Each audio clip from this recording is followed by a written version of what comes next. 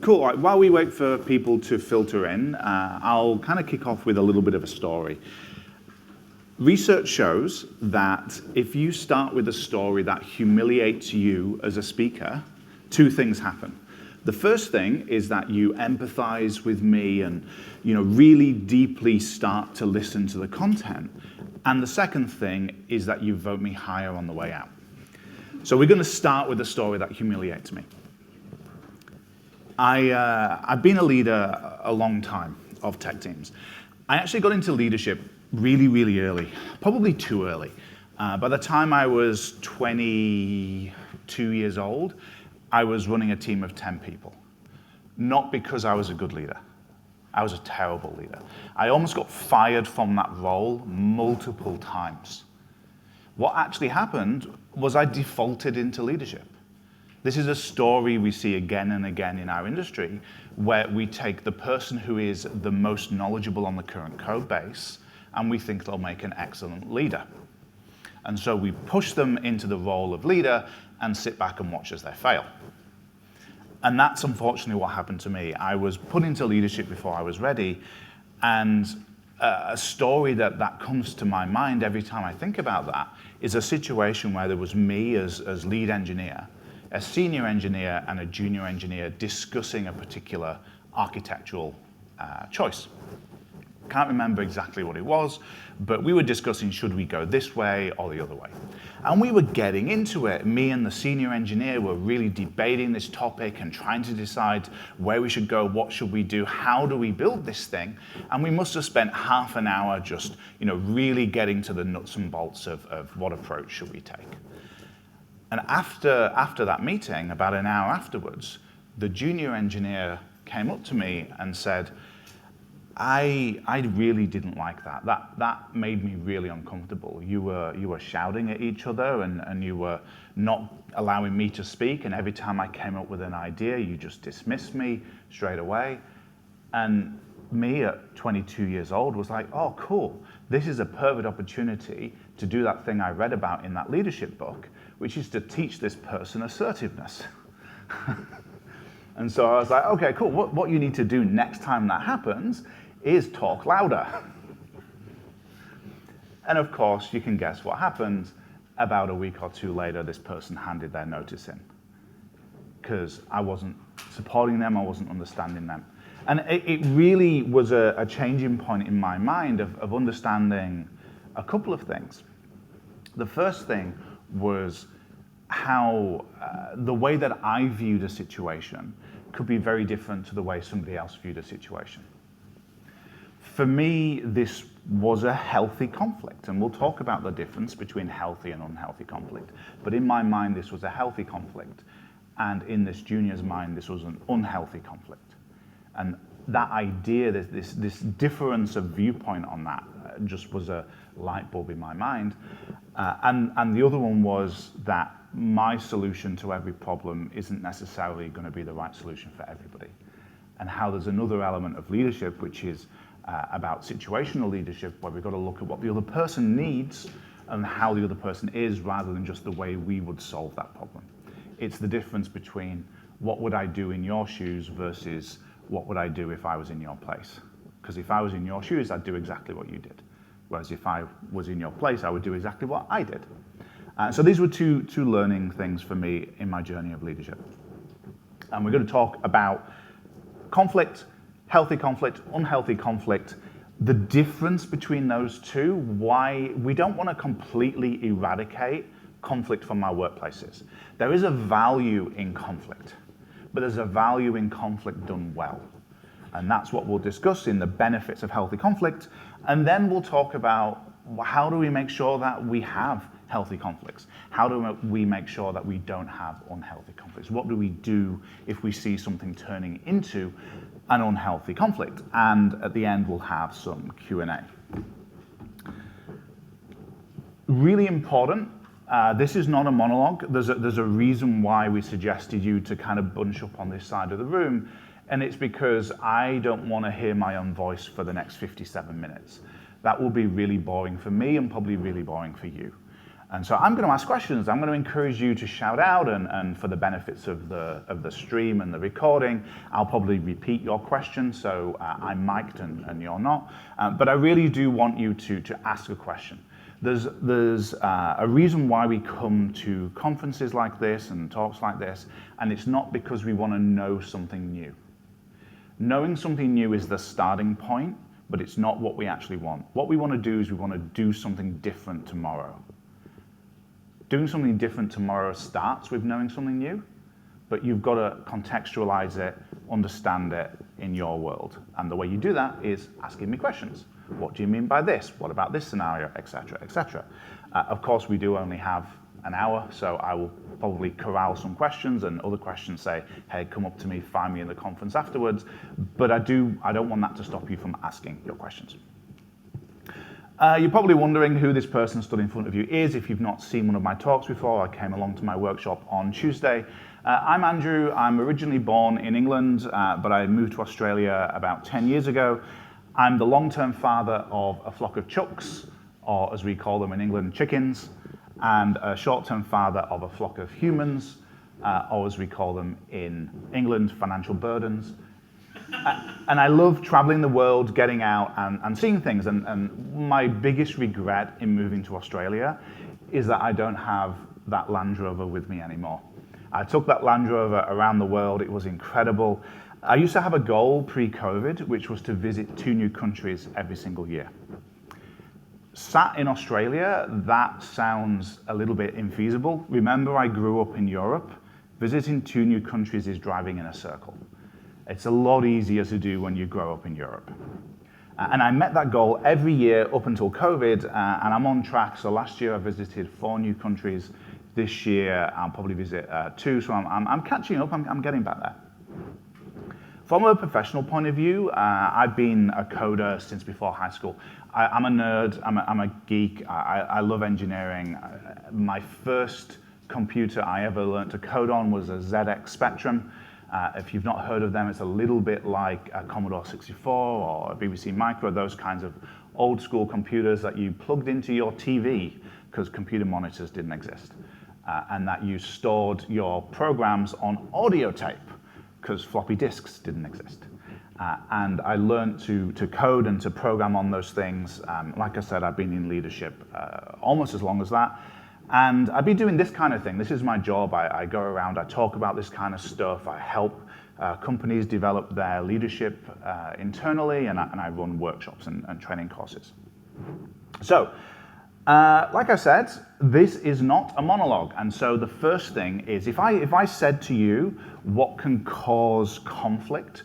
What might be some of the things that pop into your mind? What can cause conflict? Just shout it out. You don't just put your hand up, just shout it out. Personality differences, definitely. Sorry? Miscommunication, definitely. Lack of respect, love that one. Yeah. Tight deadlines or requirements. Tight deadlines, yes. I'm sure we've all experienced that. We need to get this done by Friday. Get what done by Friday? And money. Ooh, money. Yeah, I like that one. Yeah. Lots of aspects of money can cause conflict. Anybody else? Last one? Differing goals. Have you seen me do this talk before? No, amazing. Yeah, perfect.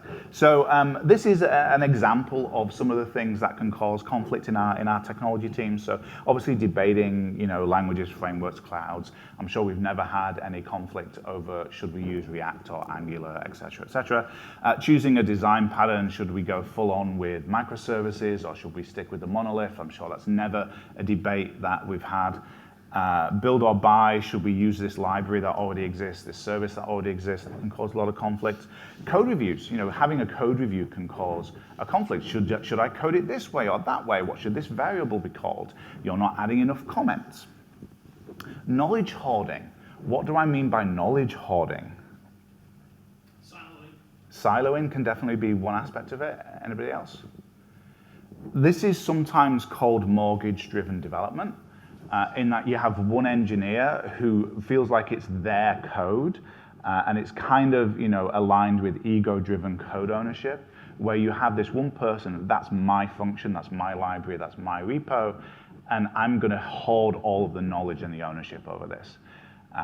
We can talk a little bit later about what incentivizes some of that behavior and how we can stop that happening. Obviously, denying promotions can be a huge cause of conflict, but so can road mapping, sprint planning, that kind of stuff. When I say working styles or communication preferences, what do I mean by that? What's a good example of that? Message via Teams versus email? Yeah, Teams via email or hopping on a video call. Some people are just like, oh, this is too complicated. I can't be bothered writing a message in Teams. Let's just hop on Zoom and talk about it. Other people are like, no, leave me alone. I'm coding. Send me a message, and if I get it, I'll get back to you. So that can cause a lot of conflict. There's a commonality between these that I want you to think about, which is there's high stakes and or high emotions involved in every single one of these. High stakes and or high emotions. So every one of these has them as an element of the aspects of how they work, and that's your first cue. If you're ever looking at your calendar and wondering, is this meeting, is this discussion, is this decision likely to have conflict associated with it? If there's high stakes and or high emotions as a result of it, chances are conflict is going to happen.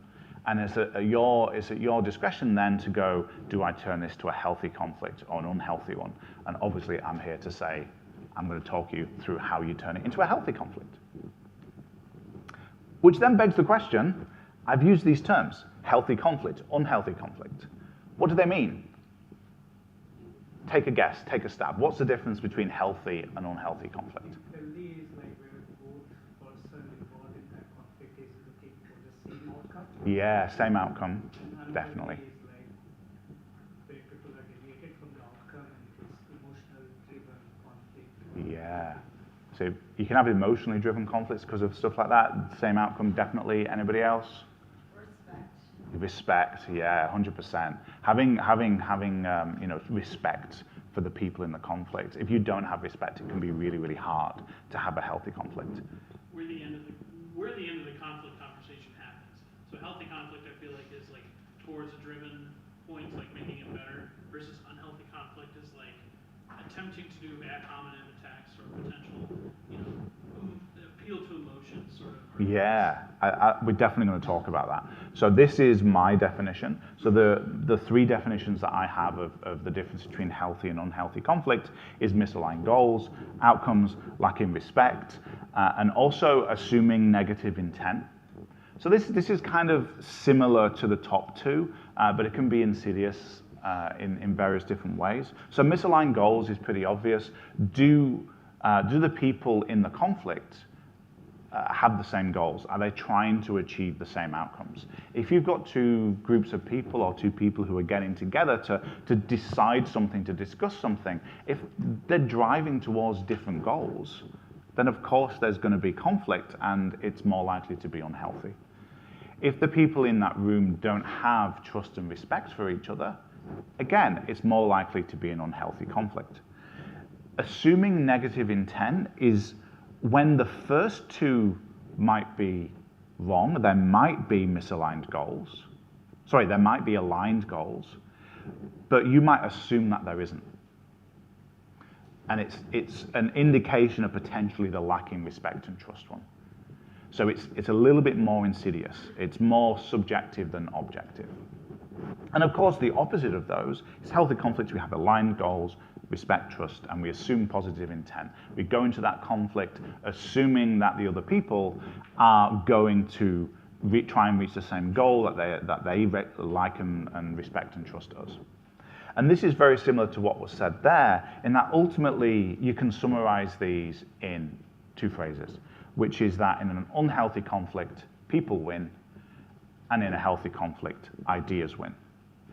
If you ever leave a meeting and you feel like so and such won that meeting, chances are it was an unhealthy conflict. Because in healthy conflicts, people don't win, ideas win. Would you also say that it's people win or lose and ideas win or lose? Sure, definitely. Yeah. So, you know, if you ever left a meeting and go, I feel like I lost that meeting, that's a very different feeling than I feel like my idea was not the idea that was chosen. And I understand why. If your idea lost and you don't understand why, then you lost as a person as opposed to your idea losing on its merits. Does that make sense? Cool. So let's go through, if this is what we're striving towards, if we're striving towards ideas winning rather than people winning, then what are some of the benefits if that happens? What are the benefits of ideas winning in conflicts over people winning in conflicts? Whenever you see that little icon, that means I want a response. Usually team members learn more about each other. Team members learn more in general, but especially about each other, definitely. If you're not feeling like you lost personally, you're not going to hand in your notice anyway. If you don't feel like you, I'm just repeating that for the stream. If you don't feel like you lost personally, you're not going to hand your notice in. Yeah, definitely. Like my example, my story in the beginning. If that person had felt more engaged in the meeting and that their ideas weren't being dismissed, either because of who they were being a junior or who they were somebody who is not willing to be massively assertive, but still have their ideas listened to, then they likely wouldn't have handed their notice in. Anybody else? It helps to have the best possible outcome because a different idea has been discussed and it is not the best, but it is the best possible among people. Yeah. Yeah, it's where we're more likely to hit global optima than local optima. We're more likely to have the best possible idea as opposed to the idea of the person who speaks the loudest or the hippo. Has anybody heard the phrase hippo before? Highest paid person's opinion. That's often what happens in an unhealthy conflict is the hippo wins. So here's my list of some of the benefits. So obviously it improves problem solving. If we debate and discuss these ideas, we get better solutions to the problems we're in. That's obvious. It actually enhances team cohesion. One of the challenges with conflict is because conflict isn't done well in a lot of places, we shy away from conflict. Because conflict done badly doesn't bring teams together. Conflict done well does bring teams together. Because you have people who debate these ideas and feel like they're heard and listened to. And so it actually builds teamwork, solving problems together done well. It encourages accountability. So I'm sure none of you, being consummate professionals has ever had a situation where an idea was being debated and it wasn't your idea that was chosen. And then that idea failed. And you definitely didn't think in the back of your mind, well, it was a shit idea anyway. Never happened. I've certainly never done that. Has anybody heard of, excluding the people from my workshop on Tuesday, has anybody heard of the IKEA effect? So this is an excellent psychological unconscious bias that as humans we have. So the IKEA effect is effectively the idea where they did some research. They got a bunch of people in a room and they asked them to build IKEA furniture, so flat pack furniture. They then asked those people to value that furniture in terms of dollars. Those people left the room. Another cohort of people came in who they then asked to value the same furniture. The people that built the furniture and then valued it consistently valued it at 20% higher than those who had just seen the furniture and valued it.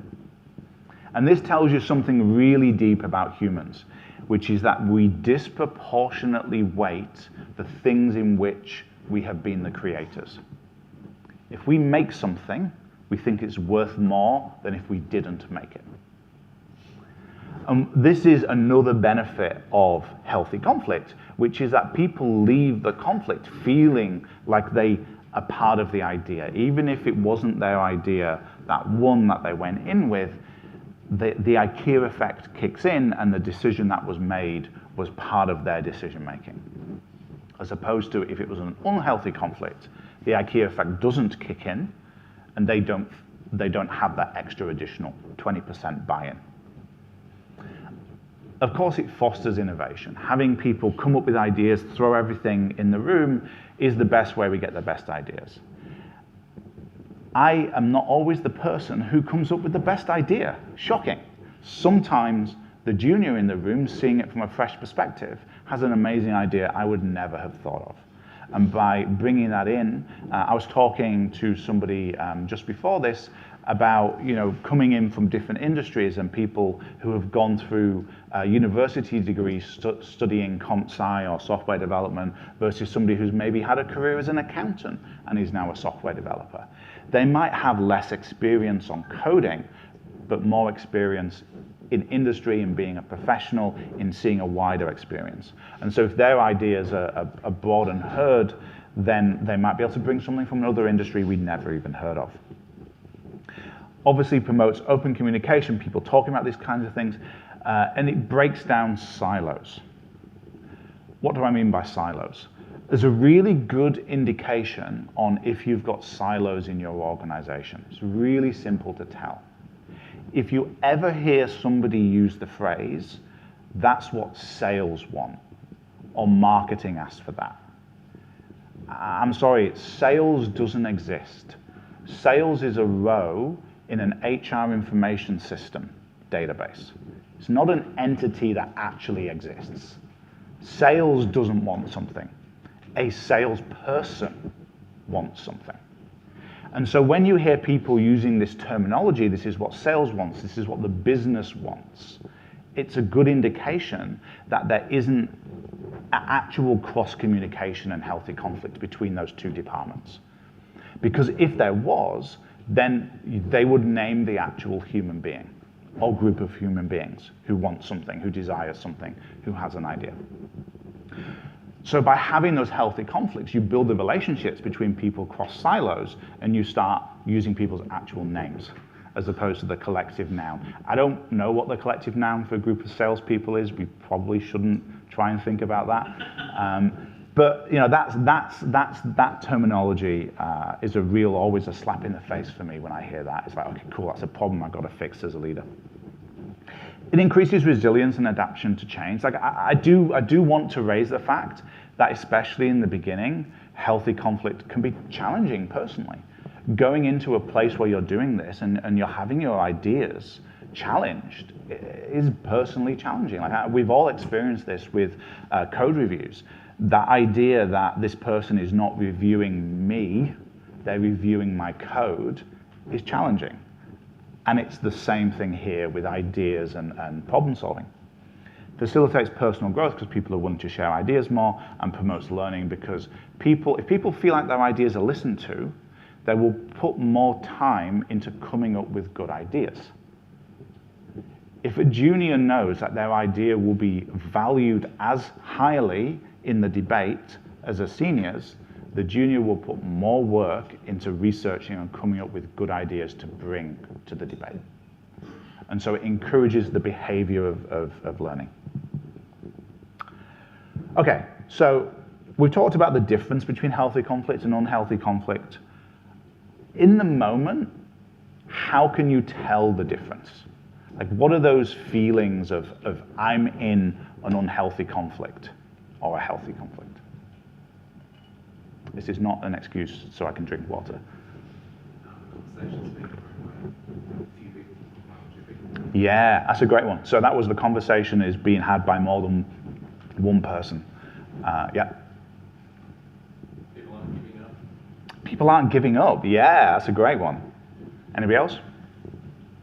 I kind of have a question off of those two. Sorry, but like I have a team that like sometimes won't answer. They've existed in unhealthy for so long. How do we transition to that healthy conflict?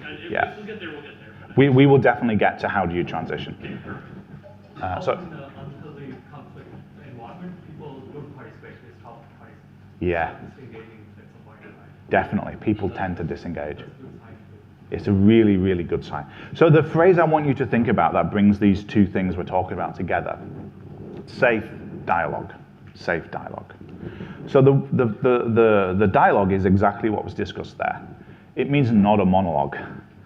If one person is talking, it's not a conflict, it's a lecture.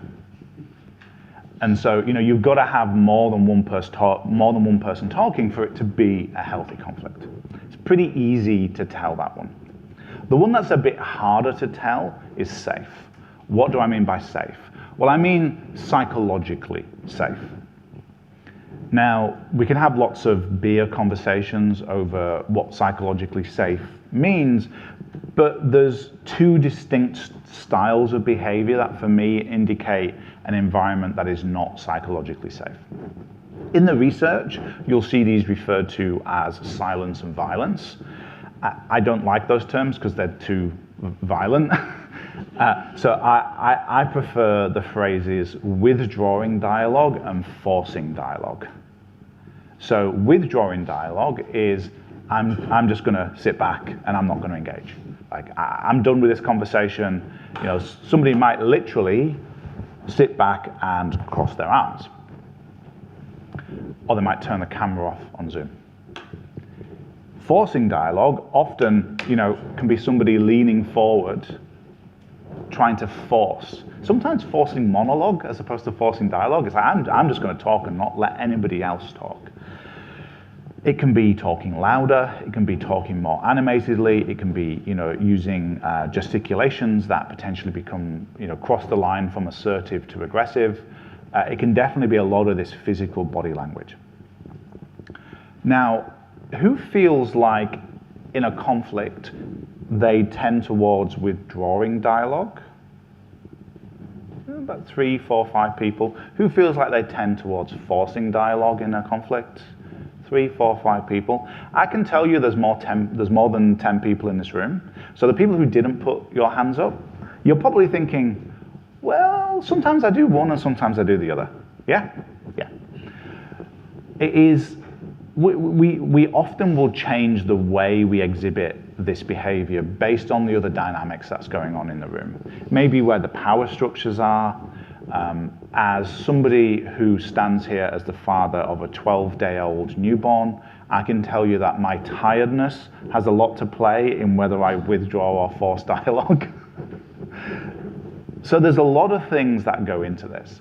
And if you're thinking about this from the angle of somebody who's trying to help in these situations and recognize if you've crossed the line into into unhealthy conflict, it's not enough for me to say either of these are bad.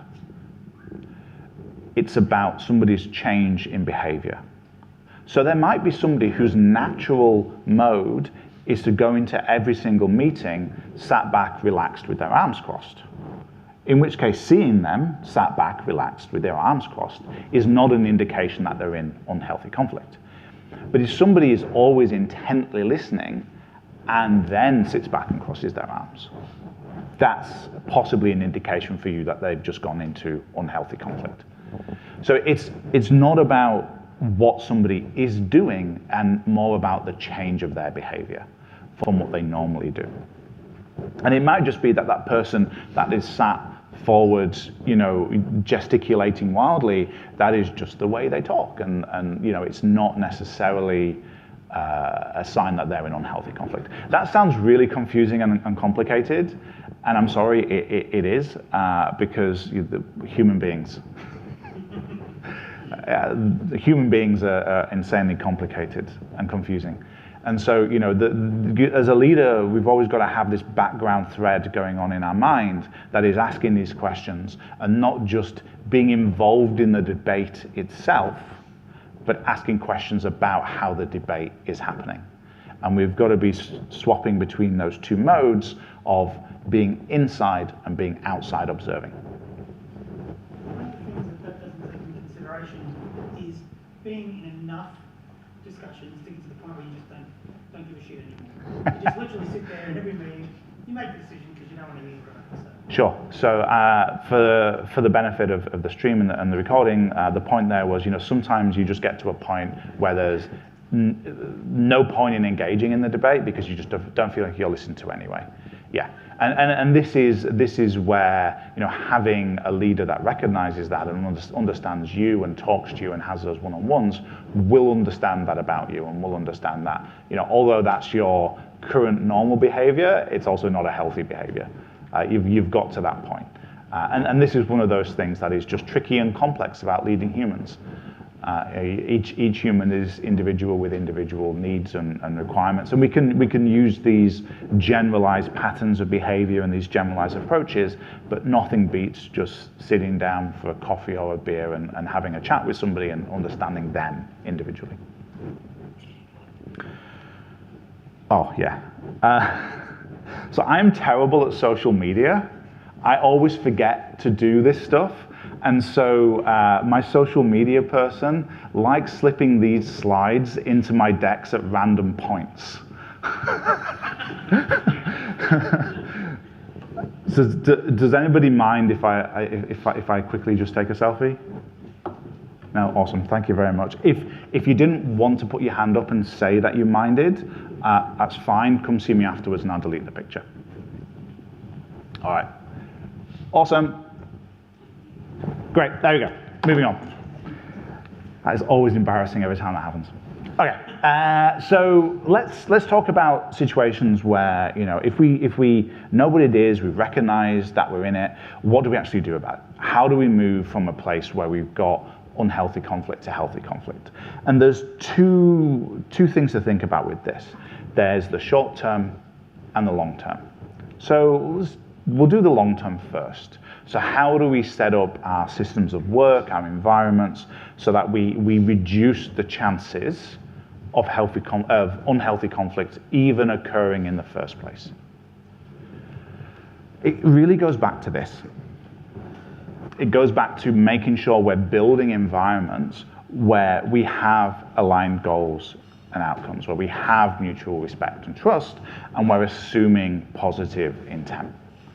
This is how we build cultures that are resistant to unhealthy conflict. The problem is they're really insidious and sneak in where you don't expect it.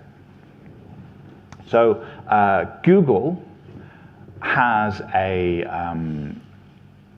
Google is well known for creating products and then killing them. It's part of their culture. One of the reasons why it's part of their culture is the way you get promoted at Google is you build something that lots of people use, internally or externally. So part of your metrics of achieving promotion is make something that other people use. Sounds good. That's what we want, isn't it? As engineers, we want to build things that people use as a metric. We want to create something that other engineers use and means they don't have to build the same thing themselves. But what you've actually done there is you've created misaligned goals and outcomes. Because when you're deciding how you build something, should I build or buy this? Should I use an off-the-shelf library or an internal built library? Who should build this thing if we decide to build it? All of those decisions can be tainted by the fact that somebody in that room is thinking, if we buy this thing, I don't get that mark on my promotion. If I build this thing, it means that I can use this as an example in my performance review discussion. And so what seems like a good thing can be actually a driver of misaligned goals and outcomes and drive unhealthy conflict. Because you then have people debating this idea of build, buy, who should build it, without trying to come up with the best solution for the team. Because people consciously or subconsciously are trying to do the best thing for them. Lacking trust and respect, I've talked about that with the silos example. What we're trying to do there is build relationships with people. The way you go into a conflict with people you like, respect and trust is very different to how you do if you don't. And this is especially hard in the hybrid and remote world. I am never going back in an office 5 days a week. It is never happening. If you have to do that, I'm sorry. But human trust, it builds quicker in person. It just does. We're social creatures, we're people who like the high fidelity communication of face-to-face. You're all here in person attending this conference. You could have just watched YouTube videos. There's a reason why you're doing it in person. And building trust and respect between teams and between people is always done better in person. And if you can't do in person, then high fidelity video chat as opposed to Slack is the best way to do that. So investing time in building those relationships between people and between teams always pays dividends. It feels like it's a waste of time. It feels like, why am I just having a chat with this person? Online, we can tend towards what I call transactional conversations. We only speak to somebody when we want something from them. We want a transaction from the communication. Whereas in person, we tend to have more non-transactional conversations. We just bump into somebody and see how they're going, how's things, let's go have a coffee together, how's your kid, et cetera, et cetera. So if you don't have the opportunity to have those in-person, non-transactional conversations, finding ways to build environments so you can do it remotely is how you can facilitate building respect and trust. I am not talking about mandated fun time at 3 o'clock on a Friday afternoon. That doesn't work. 5 minutes here and there. Book the meeting, plan the meeting for 45 minutes, have 5 minutes at the beginning and end for chat. Just spend a bit of time talking to people. Just randomly send somebody a message on Slack or Teams and say, hey, have you got 5 minutes? I've just made a coffee, I'm gonna sit down and drink it, do you wanna chat? Like just spending those 5-10 minutes here and there make the conflicts easier and better when they occur. Feels like a waste of time, I promise you it is not. It all adds up to being better. Assuming negative intent versus positive intent, this is all to do with the language we use and the way we use the words and calling that out when we see it. So you just want this because X. If somebody ever says that, it's like, no. Like that's assuming an intent of one way or the other. Don't make a statement, ask a question. Don't say you just want this because X. Ask, why do you want this? And just picking those moments out as leaders and encouraging people to change the language they're using. All of this stuff takes time, which is why it's in the long-term bucket. Any questions on that before I move on to the short term?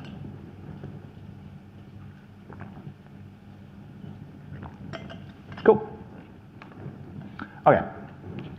So this is a worksheet that you can take away, which is effectively a step-by-step algorithm and process that takes you through when you're in an unhealthy conflict, how to get out of it and move it to a healthy conflict.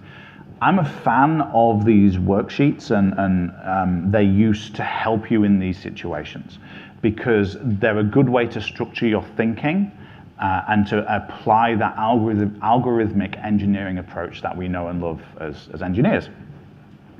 I don't expect that you're going to be, having an argument with somebody and they go, hang on a minute, I've got to download a PDF and fill it in.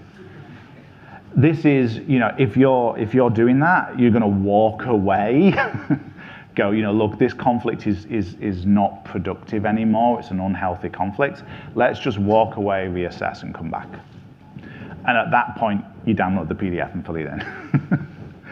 And also, what you'll find with this stuff, and if you do any of my training, I'm a real fan of trying to turn what is often instinctual for some people into cognitive behavior. So, one of the big misconceptions about leadership is that people are just naturally born leaders, or you're not. You're either born a great leader or you're not. I was not born a great leader. I was diagnosed at age 11 with what was then called Asperger's syndrome, is now called high-functioning autism. And I couldn't even recognize people's facial expressions. I was severely compromised by my Asperger's. And I've spent a long time learning and getting better. So I can tell you, if I was to roll a D20 on natural leadership, it would have been a critical fail. It would not have been a good score. So you can learn this stuff cognitively. You can get better at it cognitively, and when you do that enough, it becomes instinctual. So you might use this worksheet the next 5, 10, 20 times, but eventually you're going, I don't even need the PDF. I remember the question that Andrew put on the PDF, and I can just ask myself that question. It reframes the way you're thinking about it. So this worksheet takes you through a model that is my preferred model of resolving conflict, which is called the pause model. Because the first thing you do when you're in an unhealthy conflict is pause. If you keep pushing forward, you ain't going to fix anything. You've got to pause, stop, walk away, and then decide what to do. The steps are prepare, actively listen, understand, share, and end. So prepare. This is about acknowledging that you're in an unhealthy conflict. Remember my story at the beginning. I didn't acknowledge. The reason I couldn't turn that unhealthy conflict to a healthy conflict, and why that junior ended up handing her notice in, was because I didn't even acknowledge that this was an unhealthy conflict that was going on. And so I couldn't even start the rest of this process, even if I knew about it at the time. So first step is acknowledge that you're in an unhealthy conflict. And the second step is to approach with the right mindset and preparation. So the mindset is, why is this in the best interest of me to resolve this conflict? Why is it in the best interest of them? The worksheet takes you through a series of questions that kind of shapes the way you think about the problem in order to resolve it. And then the next and last step of prepare is courage and composure, because if you don't have the courage and composure to actually resolve it, you're going to fail at the first step. So how can you manage your own emotions to start this process? The next step is actively listen. So we've acknowledged internally that we have an unhealthy conflict. Now we have to acknowledge externally. I often call this hugging the elephant in the room. Literally walking up to somebody and going, hey, that meeting was a bit messed up, wasn't it? Let's talk about it. Let's talk about what went on and what we can do about it. I just acknowledge that something happened that shouldn't have happened, and let's debate it. Then ask questions and listen carefully. There's a huge tendency to try and resolve conflict by talking at somebody. I didn't mean that, I'm sorry, all I was trying to do was this, and I know this is what you want, and your mouth just runs away with you. Actually ask questions and listen carefully. Empathize and respect them. And when we do ask questions, remember that what we're trying to do is understand their point of view. And so the questions we ask have to be open questions. Does anybody know the difference between an open and a closed question? No? There you go. So what I asked there was a closed question, meaning that an appropriate response to my question was no, which meant there was no further discussion. Thank you. Open questions are questions that cannot easily be answered by single or two-word answers. As an example, were you feeling mad when I said that? If you ask a question like that, did it make you angry when I said that? Asking a question like that, first of all, they could just say yes, and it doesn't really give you much information, just tells you that they were angry. Secondly, they could just say no, and it doesn't give you any information because you just know they weren't angry. And thirdly, it can actually damage a little bit of the empathy that we're trying to build with this person. Because if they didn't feel angry, they felt upset or disappointed, now they think you don't understand them. Because you've assumed that they were angry, and they're like, Andrew just doesn't get this. He does not understand what's going on. I'm not angry, I am disappointed. And it can actually increase the emotion a little bit. So rather than asking, did that make you angry, asking, how did it make you feel? That's an open question versus a closed question. So those types of questions give you the information you need to understand what's going on. And hopefully at this point, they're saying things like, oh, you only did this thing because you had this alignment where you wanted to achieve this goal, I wanted to achieve that goal. And notice we do not correct any of their misassumed intent at this point. We're just letting them speak. We're asking questions. We're not putting any information out there, we're just asking questions. Because what we're trying to do is gather as much as we possibly can to understand where they are in this conflict, And we always assume positive intent when we ask questions. This is really hard. It's really hard to ask questions and listen and to just not share our point of view. It's really hard. Because we want to fix things. We've got a tendency to try and fix things as human beings. And so we try and jump in there and problem solve straight away. The best outcomes go from listening and asking questions than trying to jump straight to the fix. We'll get there. So we've gone through, 3 letters of a 5-letter acronym, and this is the point where we start sharing our point of view. It's really hard to get to this point without jumping there.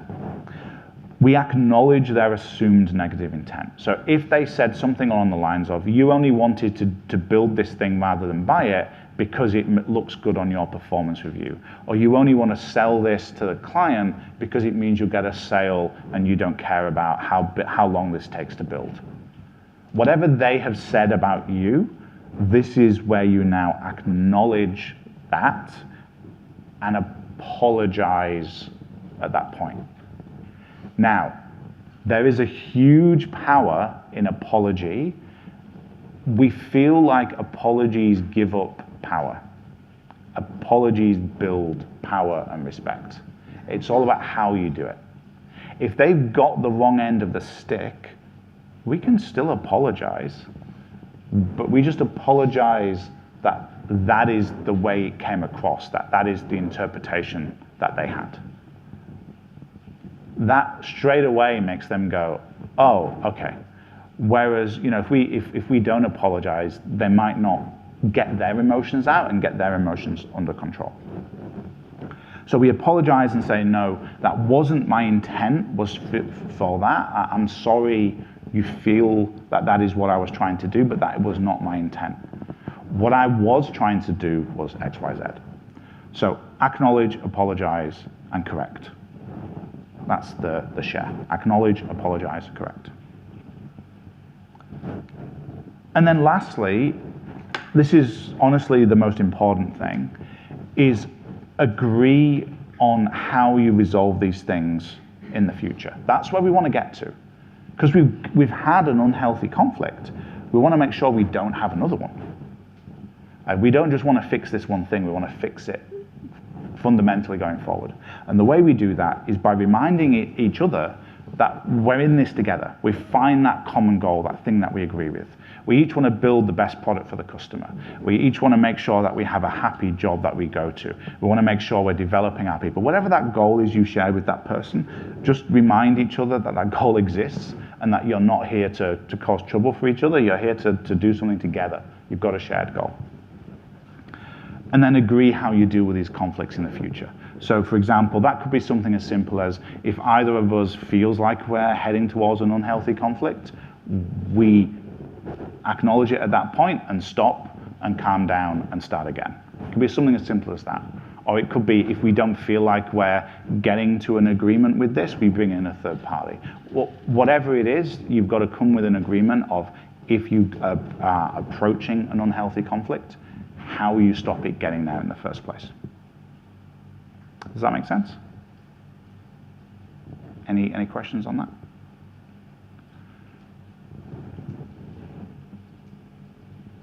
No. Okay, that's pretty much the end of this. There's a bunch of stuff in there. I'll wang the QR code for the worksheet up again if anybody else wants to do that. But we're going to transition into Q&A now. So This can be about anything that I've talked about, or if you want to ask me about anything to do with leadership in general. If you want to follow me on LinkedIn, that's the QR code on the right-hand side. I do a bunch of live streams and posts. I've had, people like Scott Hanselman, Michael Lopp, Charity Majors on my live stream talking about all these kinds of topics, because I am just genuinely passionate about it. It is my job to talk about this stuff, but I talked about it before it was my job. And so, also if you want to have a chat with me about this stuff, if you want to get some advice on a situation that's happening, that middle QR code is just a link to book in 20 minutes with me. I do live in Melbourne, so I'm in this time zone. Anytime you want to have a chat, I'm more than willing to do so. And if you want to learn more about the stuff I do when I'm not speaking at conferences, that's what the left QR code is. Thank you very much.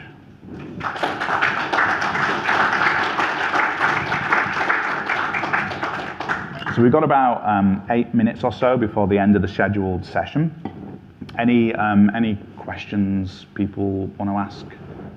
Any book you read recently, that stood out? Yeah, there's a bunch of great books. So the two that I would, actually three. So the three that I would recommend, Radical Candor. It's a great book, amazing book. If you've not read Radical Candor, I definitely hugely recommend it. What was it again? I'm sorry. Radical Candor. Another one is a book simply just titled Difficult Conversations. There's another great book that talks through a process in a system. And then a third book, which is somewhat related and has a lot to bring to these types of discussions. It's called Getting to Yes. It's nominally about negotiation.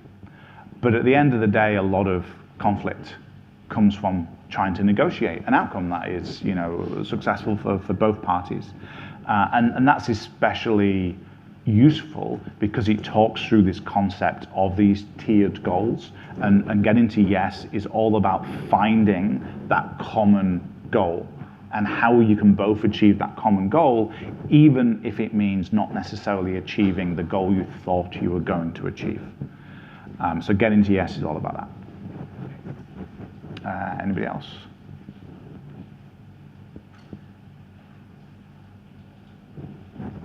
We mostly talked about if you're the active participant in this healthy lab. Yeah. What if you're someone within your team that has this problem? Yeah, so the question was, what if you're not actively a participant in the conflict? How do you help other people resolve a conflict? It's really, really hard to curate and facilitate other people resolving a conflict. It's really hard. Saying to them, okay, the three of us, let's get in a room and talk about it, it generally doesn't work. What I would encourage is you give them the skills and the support that they need to do it and help them do it. But you being in the room often adds a dynamic that isn't useful. And so coaching them through how to do it is a better strategy in my experience than kind of sticking your nose in and doing it yourself. For a few reasons. The first reason, you being there sometimes adds a power dynamic in that they're trying to impress you either consciously or subconsciously, or they're looking at you for approval, and that power dynamic is not conducive to resolving the conflict. Secondly, ideally we want people to resolving this stuff themselves, and so coaching and teaching them through it, even if it doesn't give the best possible ideal outcome for this particular conflict, is going to put them in the best place to resolve conflicts going forward. So that would be my advice. Teach them how to do it and help them do it, but don't step in and do it for them. Anybody else? How would you approach a situation with someone who is always immediately on the defensive, or also talking down their own ideas? Yeah. So the question was, how do you help somebody who maybe talks down their own ideas, or there's the first thing I would try and do would be to do a little bit of analysis and understanding of what's causing that behavior. Could just be that's the way the person is. I was talking to somebody earlier about, the reason why somebody has the behavior they have could be the past has led them to that behavior and that they've kind of been trained to do that subconsciously. It could be innate to who they are as a person, or it could be the current environment is bringing that out in them. And understanding which of those three is the first step. And that probably is a lot of chats and questions and discussions with them. Because the way you solve that problem might depend on which of the three it is. And it's also useful bearing in mind back to my first story that I shared. Sometimes people don't want to change that behavior. Sometimes that's just the way people naturally are. And what we actually need to do is fix the system they're in as opposed to fix them. And understanding which of those three, is it natural behavior for them? Is it pre-trained behavior? Or is it the circumstance causing it? Those will give you a clue on like how you should approach it. Last question before we hit time. Yep. As you go around talking about this, do you find that there may be something in the tech culture in the last few decades, because this is relatively newer technology, and newer ways of bringing people together for an outcome? How is that different in other industries that you've spoken in or at and with, and are we more sensitive to other industries, or is there more? Yeah. So the question is tech special in having these challenges, or are there other industries that have similar challenges? I'm a nerd. I'm a geek. I've been a software engineer my whole career. So I've only got my experiences of being a software engineer, but I have worked alongside a lot of other disciplines. I've worked in consultancies. I've worked in SaaS product. And I've worked with a lot of other disciplines very, very closely. There is definitely something in the type of humans that are drawn towards technology as a career that predisposes us to this. Like on the normal distribution, we're definitely shifted more towards the introvert side of the spectrum. That's not to say that everybody in the industry is an introvert, because they're not, but there's definitely a forcing function and a bias towards that side of the normal distribution. And I think that definitely causes some of this, is that tendency to not want to push back. I think there's also issues in our industry that I don't have time to go into now, but we feel in our industry like we're valued based on what we know, not what we can do. If you look at a lot of job adverts, must know React 19, must know C# 9. That is not actually a good indicator of how successful somebody is as a software developer. I used to work in consultancy, and I had a big bank that'll remain nameless, and this one is recorded, so I'm not even going to use the hint I used on Tuesday. And I had an iOS engineer that was part of my team, and the bank rejected this iOS engineer. And they said this person didn't have enough iOS experience. This person worked in the Apple team that built Swift. The reason the bank rejected them was because this person 18 months ago had gone, you know what, I've been doing iOS development since iOS came out, so I feel like a bit of a break. I'm just going to do Android dev for a year. And then after a year of doing Android dev, realized it's a dumpster fire, and was like, nah, I'll go back to iOS dev. But because he hadn't done iOS dev for 18 months, the bank decided he wasn't the right fit for their team. You think that bank was using any iOS features that came out in the last 18 months? And so there's this tendency in our industry to index strongly on what we know. And so I feel like there's this thing where we try and prove what we know all the time in these debates, because we've been trained to do that in job interviews. So I think that leads to a lot of the behavior as well. But I could talk a lot more about that. I just don't have time. Cool. Thank you very much for coming along. Please feel free to chat to me or any other speakers. We love talking about this kind of stuff. If you see us around, just always come over and say hi. Thank you.